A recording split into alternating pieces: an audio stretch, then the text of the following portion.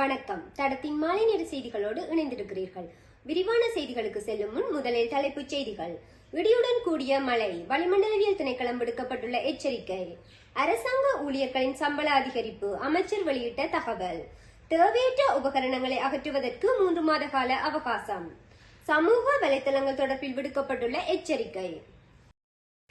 இலங்கை தனியார் பேருந்துகளில் பொருத்தப்பட்டுள்ள தேவையற்ற உபகரணங்களை மற்றும் அலங்கார பொருட்களை அகற்றுவதற்கு தனியார் பஸ்களின் உரிமையாளர்களுக்கு 3 மாத கால அவகாசம் வழங்கப்பட்டுள்ளது.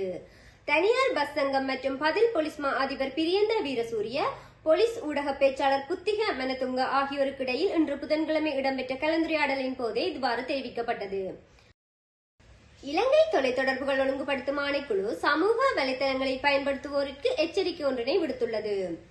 அதன்படி சமூக வலைதளங்கள் மூலம் அனுப்பப்படும் போலியான குறுஞ்செய்திகளுக்கு தங்களது தனிப்பட்ட தகவல்களை வழங்குவதை தவிர்க்குமாறும் அறிவுறுத்தப்பட்டுள்ளது. குறைந்த வருமானம் கொண்ட குடும்பங்களுக்கு ஜனாதிபதி ஊடாக 50,000 ரூபாய் நிதியுதவி வழங்கப்பட உள்ளதாக சமூக வலைதளங்களில் போலியான குறுஞ்செய்திகள் வெளியிடப்படுவது தொடர்பில் முறைப்பாடுகள் கிடைக்கப்பெற்றுள்ளதாக ஆணைக்குழு தெரிவித்துள்ளது. எனவே அவ்வாறான குறுஞ்செய்திகளுக்கு தமது தனிப்பட்ட தகவல்களை வழங்குவதை தவிர்க்குமாறு தொலைத்தொடர்புகள் ஒழுங்குபடுத்தும் ஆணைக்குழுவின் பணிப்பாளர் மேனக பத்ரன தெரிவித்துள்ளார். அரச ஊழியர்களின் சம்பள முரண்பாடுகளை களைவதற்கு விரைவில் நடவடிக்கை எடுக்கப்படும் என அரச தரப்பு அறிவித்துள்ளது.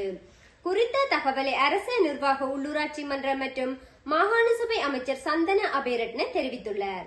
அரச சேவைகளில் நிலவி வரும் சம்பள முரண்பாடுகளை களைவதற்கான ஆரம்ப ஆய்வுப் பணிகள் ஆரம்பிக்கப்பட்டுள்ளதாகவும் தெரிவித்துள்ளார். தொழிற்சங்கங்களின் கோரிக்கைகள், கடந்த அரசாங்கங்களின் சில தீர்மானங்கள் போன்ற காரணிகளால் அரச சேவையில் ஒவ்வொரு தரத்திற்கும் இடையில் கடுமையான சம்பள முரண்பாடு நிலைமை நீடித்து வருகிறது. 1992 ஆண்டு முதலே சில சேவைகளில் சம்பள முரண்பாடு நிலவி வந்துள்ளது. இவ்வாறான ஓர் பின்னணியில் அரச ஊழியர்களுக்கு அநீதி ஏற்படாத வகையில் சம்பள முரண்பாடு களைவது சவால் மிக்கது எனவும் அவர் தெரிவித்துள்ளார். நாட்டின் சில இடங்களில் மாலை அல்லது இரவில் மழை அல்லது இடியுடன் கூடிய மழை பெய்யக்கூடும் என வளிமண்டலவியல் திணைக்களம் எதிர்வு கூறியுள்ளது. வளிமண்டலவியல் திணைக்களத்தினால் இன்றைய தினம் வெளியிடப்பட்டுள்ள அறிக்கையில் குறித்த விடயம் தெரிவிக்கப்பட்டுள்ளது. அந்த வகையில் சப்ரகமுவ தென் மாகாணங்களிலும் களுத்துறை, கண்டி மாவட்டங்களிலும் சில இடங்களில் மாலை அல்லது இரவில் மழை அல்லது இடியுடன் கூடிய மழை பெய்யக்கூடும் என தெரிவிக்கப்பட்டுள்ளது. மேலும் வடக்கு, வடமத்திய, கிழக்கு, ஊவா மாகாணங்களிலும் மாத்தளை, நுவரெலியா மாவட்டங்களிலும் பல தடவைகள் மழை பெய்யக்கூடும். இடியுடன் கூடிய மழை பெய்யும் வேளைகளில் அப்பிரதேசத்தில் தற்காலிகமாக பலத்த காற்று வீசக்கூடும். ஆகையினால் இடியுடன் கூடிய மழை பெய்யும் சந்தர்ப்பங்களில் அனர்த்தங்களை குறைப்பதற்கு தேவையான பாதுகாப்பு முன்னாயத்த நடவடிக்கைகளை மேற்கொள்ளுமாறு வளிமண்டலவியல் திணைக்களம் பொதுமக்களுக்கு அறிவுறுத்தியுள்ளது.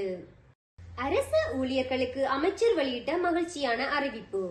எதிர்வரும் வரவு செலவு திட்டத்தில் அரச ஊழியர்களின் சம்பளத்தில் குறிப்பிடத்தக்க அதிகரிப்பு ஏற்படும் என தொழில் பிரதி அமைச்சர் மஹிந்த ஜெயசிங்க தெரிவித்துள்ளார்.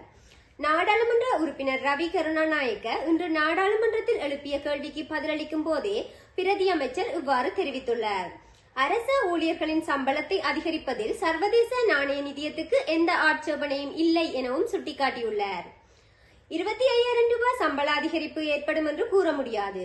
எனினும் அரசு ஊழியர்கள் ஏற்றுக்கொள்ளும் வகையிலான அதிகரிப்பு ஏற்படும் என அவர் உறுதியளித்துள்ளார். கடந்த ஜனாதிபதி தேர்தலின் போது அரச ஊழியர்களின் வாக்குகளை பெற்றுக்கொள்ளும் நோக்கில் முன்னாள் ஜனாதிபதி ரணில் விக்ரமசிங்க சம்பள அதிகரிப்பு தொடர்பான அமைச்சரவை தீர்மானம் ஒன்றை எடுத்தார். எனினும் அரச ஊழியர்கள் சரியான தீர்ப்பினை அவருக்கு வழங்கியுள்ளார்கள் எனவும் அவர் தெரிவித்துள்ளமை குறிப்பிடத்தக்கது.